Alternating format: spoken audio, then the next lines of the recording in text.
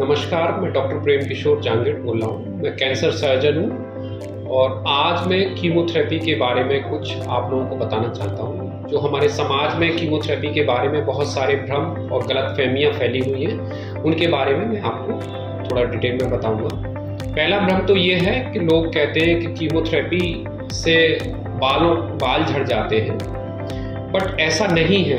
सारे केसेस में सारी कीमोथेरेपी से बाल नहीं झड़ते हैं। कुछ कीमोथेरेपी की मेडिसिन ऐसी होती हैं जिनसे बाल झड़ने की संभावना होती है, बाल झड़ जाते हैं, बट वो जो बाल झड़ते हैं वो परमानेंट नहीं होते। कीमोथेरेपी कंप्लीट होने के कुछ दिन बाद बाल दोबारा से आ जाते हैं और बहुत अच्छे आते हैं। हमारे बहुत सारे पेशेंट हैं जो कीमोथेरेपी लेते हैं और हमारे पास उनके वीडियोज़ भी हैं, फ़ोटो भी हैं। जो कीमोथेरेपी के बाद बाल झड़े थे वो बहुत अच्छे से बाद में आ गए। दूसरा भ्रम ये है हमारे समाज में कि कीमोथेरेपी के साइड इफ़ेक्ट बहुत ज़्यादा होते हैं, बट आजकल ऐसा नहीं है।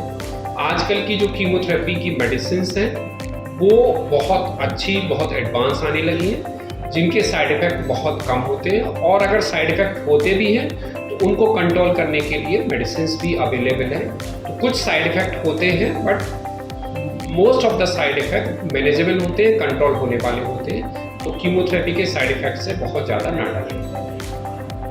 अगला लोगों के अंदर भ्रम है कि कीमोथेरेपी केवल कैंसर की आखिरी अवस्था में ही दिया जाता है। ऐसा नहीं है। कीमोथेरेपी कैंसर की किसी भी स्टेज में दी जा सकती है। वो डिपेंड करता है कि कैंसर का टाइप क्या है, पेशेंट की कंडीशन क्या है। ये सारी चीज़ें देखने के बाद ही कीमोथेरेपी डिसाइड होती है।